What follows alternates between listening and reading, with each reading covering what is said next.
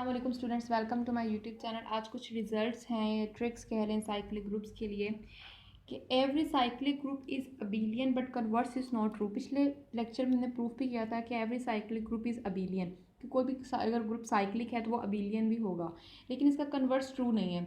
यानी कि अगर कोई ग्रुप अबेलियन है तो लाजमी नहीं है कि वो साइक्लिक भी हो, लेकिन अगर कोई साइक्लिक ग्रुप है तो वो लाजमी अबेलियन होगा। जैसे फॉर एग्जांपल अगर हम यहाँ पर एग्जांपल लेते हैं Z/8Z स्टेरिक की, ये अबेलियन तो है लेकिन ये साइक्लिक नहीं है। यानी ये यहाँ से मैं ये बताना चाह रही हूँ कि कन्वर्स ट्रू नहीं है इस थ्योरम का, कि अगर ये इसके अंदर एलिमेंट्स होते हैं जी 1, 3, 5 और 7, ये साइक्लिक नहीं है, नॉट साइक्लिक बट अबेलियन है ये।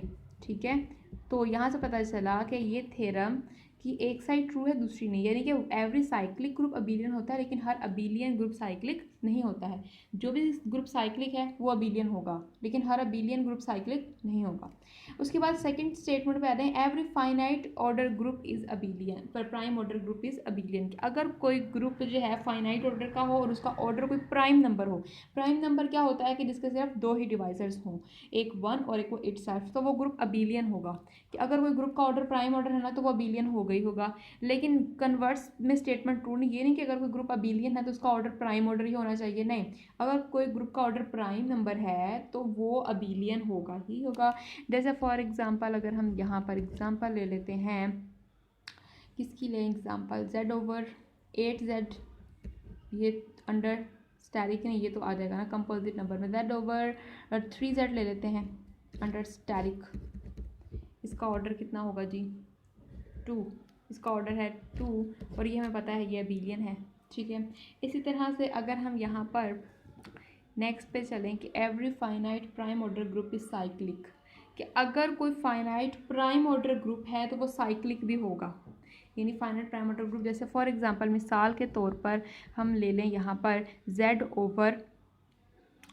यहाँ पर ले लें जी 3Z हमने पीछे लिया था, अब हम यहाँ पर ले सकते हैं 7Z, अगर लेते हैं तो 6 आएगा। हम ले लेते हैं 3Z अंडर स्टेरिक, तो इसका ऑर्डर 2 है, ये प्राइम नंबर है तो ये साइक्लिक भी था, हमने ये देख चुके हैं कैसे होगा। यहाँ पे आ जाएगा हमारे पास एलिमेंट्स, इसमें आ जाएंगे जी 1 और आ जाएगा 2, इसमें 2 जनरेटर था। इसी तरह से अगर हम यहाँ पर एग्जांपल ले लेते हैं Z/, यहाँ पर ले लें जी 6Z, हाँ 6Z ले लेते हैं अंडर स्टेरिक, इसका ऑर्डर था हमारे पास, इसका ऑर्डर कितना था 2 और इसमें एलिमेंट्स कौन कौन से थे 1 और 5, और इसमें 5 जो था वो जनरेटर था। तो इससे पता चला कि अगर कोई ये प्राइम नंबर है हमारे पास, अगर कोई प्राइम ऑर्डर का ग्रुप है फाइनाइट तो वो साइक्लिक भी होगा। ठीक है स्टूडेंट्स, नेक्स्ट रिजल्ट पे चलते हैं।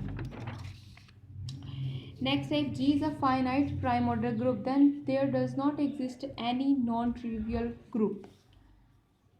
Non-trivial, हमारे पास अगर कोई ग्रुप जो है वो फाइनाइट प्राइम ऑर्डर का ग्रुप है, यानी कि उसका ऑर्डर जो है वो प्राइम नंबर है, तो यहाँ पर कोई भी नॉन ट्रिवियल सब ग्रुप जो है वो एग्जिस्ट नहीं करता होगा। नॉन ट्रिवियल सब ग्रुप क्या था, जो ट्रिवियल के अलावा हो। यानी ट्रिवियल कौन सा था, हमने पढ़ा था कि ट्रिवियल जो है सब ग्रुप वो होता है कि जो एक तो आइडेंटिटी एलिमेंट वाला और एक जो इटसेल्फ ग्रुप होता है अपने आप का, ट्रिवियल सब ग्रुप। उसके अलावा जितने भी सब ग्रुप्स होते हैं वो नॉन ट्रिवियल सब ग्रुप या प्रॉपर सब ग्रुप्स होते हैं। तो अब यहाँ पर जी अगर कोई फाइनाइट प्राइम ऑर्डर का ग्रुप होगा तो उसके जो होंगे सब ग्रुप्स, उनमें कोई भी नॉन ट्रिवियल नहीं होगा। यानी उसके सिर्फ 2 ही सब ग्रुप होंगे, एक वो इटसेल्फ होगा और एक आइडेंटिटी वाला, 2 ही ट्रिवियल उसके सब ग्रुप होंगे, नॉन ट्रिवियल कोई भी नहीं होगा। जैसे फॉर एग्जांपल यहाँ पर अगर हम एग्जांपल लेते हैं, कोई भी हम लोग फाइनाइट प्राइम ऑर्डर का ग्रुप ले लें, अगर Z/6Z का ऑर्डर है हमारे पास 2 और इसमें जो एलिमेंट्स हैं वो हमारे पास हैं 1 और 5। देखें इसके कितने कौन कौन सा सब ग्रुप बन सकता है, इसके जो ऑर्डर होगा ग्रुप का उसे जो डिवाइड करते होंगे। अब इसका ऑर्डर कितना है जी 2 को डिवाइड क्या कर सकता है, 1 डिवाइड करता है 2 को और 2 डिवाइड करता है 2 को। तो इसका जो सब ग्रुप हो सकता है या तो 1 ऑर्डर का हो सकता है या 2 का, और 1 ऑर्डर का कौन सा हो सकता है जी, ये हो सकता है। ठीक है, 2 ऑर्डर का वो ही इटसेल्फ या खुद ही आ जाएगा। तो देखिए इसके 2 ही ट्रिवियल सब ग्रुप आए, इसका नॉन ट्रिवियल सब ग्रुप कोई भी एग्जिस्ट नहीं करता होगा स्टूडेंट्स। ठीक है, इसी तरह से अगर हम कोई और ग्रुप ले लेते हैं Z/11Z, ये अंडर एडिशन ग्रुप ले रहे हैं, 11Z लेते हैं, तो इसके अंदर एलिमेंट्स होंगे 1 2 3 4 and up to so on, ये 10 तक जा रहा है। इसके जो सब ग्रुप्स आएंगे वो कौन कौन से आएंगे? इसके सब ग्रुप्स वही हो सकते हैं जो ग्रुप के ऑर्डर को डिवाइड, उतने ऑर्डर के ही हो सकते हैं जो ग्रुप के ऑर्डर को डिवाइड करते हो। तो किस किस ऑर्डर का सब ग्रुप हो सकता है इसका? 1 डिवाइड करता है 11 को, 11 खुद डिवाइड करता है 11 को, तो इसका मतलब इसका जो सब ग्रुप होगा उसका ऑर्डर या तो 1 हो सकता है या 11। तो 1 ऑर्डर का सब ग्रुप इसका यही हो सकता है आइडेंटिटी एलिमेंट वाला, और 11 ऑर्डर का ये खुद इटसेल्फ आ जाएगा जी। ठीक है, तो अब देखें जो है हमारे पास जो भी ग्रुप फाइनाइट प्राइम ऑर्डर का है तो उसके हमारे पास नॉन ट्रिवियल सब ग्रुप्स नहीं होंगे, सिर्फ 2 ही सब ग्रुप होंगे और वो होंगे ट्रिवियल सब ग्रुप्स। इसी तरह से अगर कोई ग्रुप कंपोजिट ऑर्डर का है, कंपोजिट ऑर्डर यानी जिसके 2 से ज़्यादा डिवाइजर्स हों, तो यहाँ पर कम से कम एटलीस्ट एक नॉन ट्रिवियल सब ग्रुप तो होगा ही। जैसे कि फॉर एग्जांपल हम लोग बात कर लेते हैं Z/4Z की, कंपोजिट ऑर्डर है इसका ऑर्डर कंपोजिट नंबर है, तो इसके अंदर एलिमेंट्स होते हैं Z/4Z में 0 1 2 और 3। इसके कौन कौन से सब ग्रुप, किस किस ऑर्डर के सब ग्रुप्स पॉसिबल हैं? 1 डिवाइड करता है 4 को, 2 डिवाइड करता है 4 को, और 4 डिवाइड करता है 4 को। यानी पॉसिबल ऑर्डर के 1 का हो सकता है, 2 का हो सकता है, 4 का। 1 का तो आइडेंटिटी होगा और 4 का इटसेल्फ होगा, ये तो ट्रिवियल होंगे। तो नॉन ट्रिवियल हमें 2 के ऑर्डर से मिल सकता है। तो चेक करते हैं 2 के ऑर्डर वाला इसका कोई सब ग्रुप एग्जिस्ट करता है कि नहीं। देखें आइडेंटिटी एलिमेंट तो सबसे पहले लिखेंगे, दूसरी जगह पर वो नंबर लिखेंगे। हम ये सारा कुछ पीछे करना सीख चुके हैं कि कैसे हम लोग सब ग्रुप्स फाइंड करते हैं। तो यहाँ वो एलिमेंट रखना होगा जो अपने आप इटसेल्फ इनवर्स हो, तो 2 है वो एलिमेंट, तो ये हमारे पास एक सब ग्रुप बन गया। तो ये नॉन ट्रिवियल सब ग्रुप है। तो इसका मतलब कि इस स्टेटमेंट के मुताबिक अगर कोई ग्रुप का ऑर्डर कंपोजिट है या कंपोजिट नंबर है तो उसका कम से कम एक तो नॉन ट्रिवियल सब ग्रुप होगा ही होगा, यानी कि ट्रिवियल के अलावा कम से कम एक नॉन ट्रिवियल तो होगा। एक से ज़्यादा भी हो सकते हैं लेकिन कम से कम एक ज़रूर होगा। ठीक है, इसी तरह से एक और एग्जांपल ले लेते हैं, एक और एग्जांपल इससे रिलेटेड कर लेते हैं, फिर नेक्स्ट पे चलते हैं। जैसे कि मैं मिसाल के तौर पर यहाँ पर ले लूँ Z/7Z स्टैटिक, इसका ऑर्डर होता है 6 कंपोजिट नंबर है। Z/7Z स्टैटिक में एलिमेंट्स होंगे 0 1 सॉरी ये स्टैटिक है ना, इससे रिलेटेड 1 इससे रिलेटिवली प्राइम है, 2 है, 3 और 4 5 और 6। ठीक है, ये इसके एलिमेंट्स आ गए। अब इसके सब ग्रुप अगर चेक करें तो 7 को कौन कौन सा नंबर, 6 को इसका ऑर्डर 6 है तो 6 को कौन कौन सा नंबर डिवाइड कर सकता है? 1 कर सकता है, 2 कर सकता है, 3 कर सकता है और 6 इटसेल्फ कर सकता है। तो यानी इसके पॉसिबल सब ग्रुप जो है और कितने किस किस ऑर्डर के हो सकते हैं? 1 का, 2 का, 3 का और 6 का। तो 1 ऑर्डर का होगा वो तो आइडेंटिटी आ रहेगा, 6 ऑर्डर का इटसेल्फ हो जाएगा, तो ये तो दोनों ट्रिवियल होंगे। ये दो इन दोनों पे हमें मिल सकता है नॉन ट्रिवियल सब ग्रुप। अगर हम 2 ऑर्डर का चेक करें तो 2 ऑर्डर का क्या होगा? सबसे पहले तो आइडेंटिटी एलिमेंट आ रहेगा, सेकंड नंबर पे वो एलिमेंट देखेंगे जो अपने आप का ही हमारे पास इनवर्स हो। तो इनमें से कौन सा ऐसा एलिमेंट है जो अपने आप का ही इनवर्स हो? अगर हम देखें तो हमारे पास अगर 5 को 5 से मल्टीप्लाई कर दे तो 25 आता है, ये तो नहीं होगा। 6 का 6 जो है ये इटसेल्फ है तो इस तरह आ जाएगा 1 6। तो 2 ऑर्डर का सब ग्रुप है इसका मतलब हमें नॉन ट्रिवियल सब ग्रुप मिल गया। अब 3 पे चेक करते हैं क्या कोई 3 ऑर्डर पे है हमारे पास ऐसा एलिमेंट। तो अगर हम यहाँ पर रखते हैं जी 1 और कोई क्या दो कोई ऐसे एलिमेंट हैं जो एक दूसरे के हमारे पास मल्टीप्लिकेटिव इनवर्सेस हों। 3 को 4 से मल्टीप्लाई करते हैं 12 आता है, 5 को 2 से करते हैं जी 10 आता है, 6 को 2 से करते हैं 12 आता है, 4 को 3 से करेंगे तो 12, 3 को 5 से करेंगे तो 15। हाँ जी, 3 और 5 हैं एक दूसरे के मल्टीप्लिकेटिव इनवर्सेस। और ये ग्रुप की प्रॉपर्टीज़ को सेटिस्फाई करते हैं कि नहीं करते, चेक कर लेते हैं जी। 3 5 तो 15 होता है, 1 आ जाएगा, 3 3 9, 9 को 7 पे करेंगे तो 2 आ जाएगा। नहीं, ये तो नहीं होता, ये इसका नहीं है, ये सब ग्रुप नहीं होगा। ठीक है, उसके अलावा और कोई हमारे पास यहाँ पर सब ग्रुप इसका एग्जिस्ट कर सकता है कि नहीं कर सकता, वो चेक कर लेते हैं कि क्या 3 ऑर्डर का और कोई सब ग्रुप आ सकता है। 1 तो आइडेंटिटी एलिमेंट होगा, इधर सिर्फ एक ही एलिमेंट है जो अपने आप का सेल्फ इन्वर्स हो सकता है, और 2 ही ऐसे एलिमेंट है जो एक दूसरे के इन्वर्सेस हो सकते हैं। इसका मतलब 3 ऑर्डर का इसका सब ग्रुप एग्जिस्ट नहीं करता, एक ही किया है एग्जिस्ट, लेकिन हमें मिला तो सही ना नॉन ट्रिवियल एक सब ग्रुप। तो हमें 2 ट्रिवियल मिले और एक नॉन ट्रिवियल सब ग्रुप मिल गया। इसका मतलब वो स्टेटमेंट के मुताबिक हमें समझ आ गई कि कंपोजिट ऑर्डर होगा अगर ग्रुप का तो कैसे उसके कम से कम एक तो नॉन ट्रिवियल सब ग्रुप में मिलेगा ही मिलेगा, एक से ज़्यादा भी मिल सकते हैं।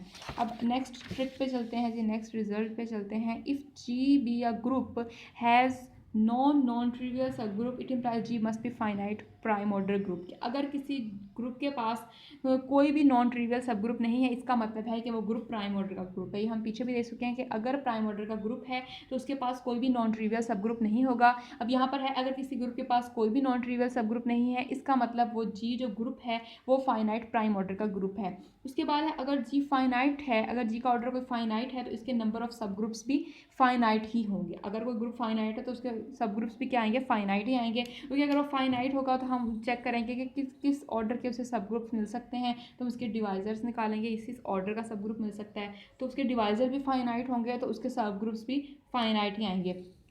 उसके बाद है जी का ऑर्डर का इन्फिनिटी है तो उसके नंबर ऑफ सब ग्रुप्स भी क्या हो जाएंगे जी, इनफाइनाइट हो जाएंगे। इसी तरह से अगर जी का ऑर्डर कोई इवन नंबर हो तो हमारे पास G must has at least one element of order two. अगर जी जो है ना उसका ऑर्डर कोई इवन नंबर हुआ तो जी के पास कम से कम एक ऐसा एलिमेंट ज़रूर होगा जिसका ऑर्डर 2 होगा। ये आप चेक भी कर सकते हैं किसी एग्जाम्पल से। अगर हम यहाँ पर एग्जाम्पल ले लेते हैं z/4z, तो ये हमारे पास इसका ऑर्डर इवन है, इसके अंदर एलिमेंट है 0, 1 और 2।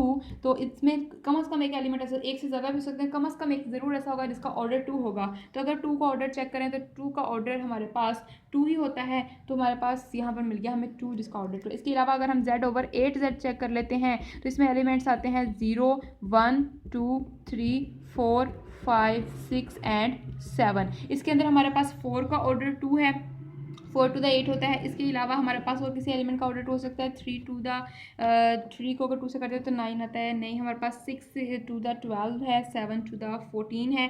तो हमारे पास यहाँ पर सिर्फ एक ऐसा एलिमेंट हमें मिला है जिसका ऑर्डर 2 है, तो एक से ज़्यादा एलिमेंट्स भी हमारे पास हो सकते हैं। इसके बाद नेक्स्ट ट्रिक पे आए, अगर हमारे पास जी एक ग्रुप है और ए और बी कोई से उसके 2 एलिमेंट हैं, तो जो जी का अगर कोई एलिमेंट लेते हैं ए तो उसका ऑर्डर इक्वल होगा उस एलिमेंट के इन्वर्स के ऑर्डर के। अगर जी का कोई एलिमेंट ए है और उसका इन्वर्स है ए इन्वर्स, तो दोनों का जो ऑर्डर होगा वो सेम होगा, यानी इक्वल होगा। जैसे फॉर एग्जांपल यहाँ पर मैंने एक ग्रुप ले लिया है z/8z। अगर यहाँ पर 3 और 5 को देखें, यहाँ पास में एक दूसरे के इन्वर्सेस हैं, 3 का ऑर्डर भी 8 होता है और 5 का ऑर्डर भी 8 होता है। तो यहाँ से ये चीज़ समझ आई। अब नेक्स्ट है कि अगर कोई से 2 एलिमेंट हम इस ग्रुप के लेते हैं ए और बी, और ए को बी से मल्टीप्लाई करें तो जो आंसर आएगा अगर उसका ऑर्डर लिया जाए तो उसका ऑर्डर इक्वल होगा, अगर हम बी को ए से मल्टीप्लाई करते हैं उसके ऑर्डर के इक्वल होगा। स्टूडेंट्स, ए बी का ऑर्डर इक्वल होगा बी ए के ऑर्डर के हमारे पास। जैसे फॉर एग्जांपल अगर यहाँ पर मैं कोई से 2 एलिमेंट ले लूँ 2 और 3, 2 को 3 से मल्टीप्लाई करूँगी मल्टीप्लिकेशन मॉड्यूलो 8 पर, तो इसका ऑर्डर हमारे पास किसके इक्वल आएगा, 3 to the 6। 6 का ऑर्डर कितना होता है, 6 का ऑर्डर 4 होता है। अगर मैं 3 को मल्टीप्लिकेशन मॉड्यूलो 8 पर 2 से मल्टीप्लाई करती हूँ, इसका ऑर्डर 6 आएगा। 6 का ऑर्डर कितना होता है, 4, तो दोनों का ऑर्डर सेम आ गया। इसी तरह वो कहता है अगर ए का ऑर्डर हमारे पास कोई एलिमेंट है इस ग्रुप का और ए को मल्टीप्लाई करें लेफ्ट से बी से और राइट से उसके बी इनवर्स से, तो उसका ऑर्डर इक्वल आएगा जो ए के ऑर्डर के इक्वल होगा। तो चेक करते हैं यहाँ पर, अगर मैं यहाँ पर कोई एलिमेंट ले लूँ जी, ए मैं ले लेती हूँ इक्वल है 2 के और बी मैं इक्वल ले लेती हूँ जी 3 के, तो यहाँ पर आ जाएगा 2 का ऑर्डर कितना है हमारे पास, 2 का ऑर्डर है 4। और अगर मैं बी को यहाँ मल्टीप्लाई करवाऊँ, बी को मल्टीप्लाई करवाऊँ 2 से और मल्टीप्लाई यहाँ बी इन्वर्स है, बी का इन्वर्स 3 का इन्वर्स आ जाएगा जी 5।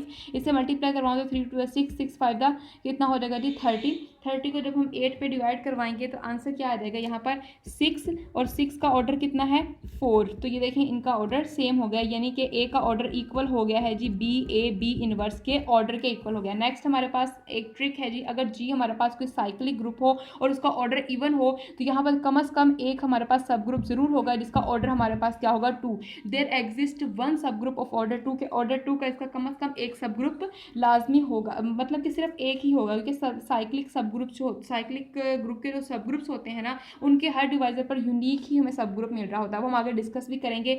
यानी कि अगर हमारे पास कोई ग्रुप साइक्लिक है और उसका ऑर्डर इवन है तो उसके पास एक सब ग्रुप ऑर्डर 2 का लाजमी होगा। अगर कोई ग्रुप साइक्लिक है और वो इवन ऑर्डर का है तो उसके पास एक सब ग्रुप ऑर्डर 2 का होगा लाजमी। उसके पास एक जो है सब ग्रुप सिर्फ एक ही होगा, एक से ज़्यादा नहीं हो सकते, एक ही सब ग्रुप होगा और वो ऑर्डर 2 का होगा। नेक्स्ट एक और हम ट्रिक करने जा रहे हैं जी, लेट करें कि जी हमारे पास एक साइक्लिक ग्रुप है ऑर्डर n का और वो जनरेट होता है किसी नंबर a से, तो हमारे पास यहाँ पर हर उसके डिवाइजर ऑफ n, यानी अगर जी का ऑर्डर n है और वो किसी ए से जनरेट हो रहा है, तो यहाँ पर उसके हर जिसका ऑर्डर होगा ना, ऑर्डर के हर डिवाइजर के ऊपर हमें यूनिक सब ग्रुप मिलेगा ऑर्डर डी का। यानी कि अगर हमारे पास जी कोई साइक्लिक ग्रुप हो, उसका ऑर्डर एन हो और किसी ए से जनरेट हो रहा है, तो जो एन का डिवाइजर होगा, यानी अगर हम कहते हैं डी डिवाइड करते हैं एन को, ये जितने भी डिवाइजर्स हैं इसके, वो सारे जो डिवाइजर्स हैं उनके ऊपर हमें सब ग्रुप्स मिलेंगे, यानी और वो सब ग्रुप भी यूनिक मिलेंगे। इन अदर भी हम ये कह सकते हैं कि साइक्लिक ग्रुप के केस में लैग्रांज थ्योरम का जो कन्वर्स था वो ट्रू हो गया है। लैग्रांज थ्योरम ये कहता था कि अगर हमारे पास कोई ग्रुप है जी और एच, अगर फाइनाइट ग्रुप है जी और एच अगर उसका सब ग्रुप है उस जी का, तो जो हमारे पास सब ग्रुप्स मिलेंगे वो हमारे पास मतलब कि जो भी उसका सब ग्रुप होगा उसका ऑर्डर जो होगा सब ग्रुप का, ग्रुप के ऑर्डर को डिवाइड करता होगा। लेकिन कन्वर्स उसका ट्रू नहीं था। लेकिन साइक्लिक ग्रुप के केस में उसका कन्वर्स ट्रू है कि हमारे पास अगर कोई ग्रुप का ऑर्डर एन है और वो साइक्लिक है, तो एन के हर डिवाइजर पे हमें सब ग्रुप मिलेगा और मिलेगा भी यूनिक। इससे रिलेटेड हम नेक्स्ट डिटेल से पढ़ेंगे नेक्स्ट वीडियो में। स्टूडेंट्स, अगर आपको हमारी वीडियो अच्छी लगे तो इसे लाइक कीजिएगा। अगर आपने अभी तक हमारे चैनल को सब्सक्राइब नहीं किया तो प्लीज़ हमारे चैनल को सब्सक्राइब कर दीजिए और वीडियो को शेयर ज़रूर कीजिएगा और बेल आइकन को भी ज़रूर प्रेस कीजिएगा ताकि आपको हमारी हर नई वाली वीडियो मिलती रहे। थैंक यू स्टूडेंट्स, अल्लाह हाफिज़।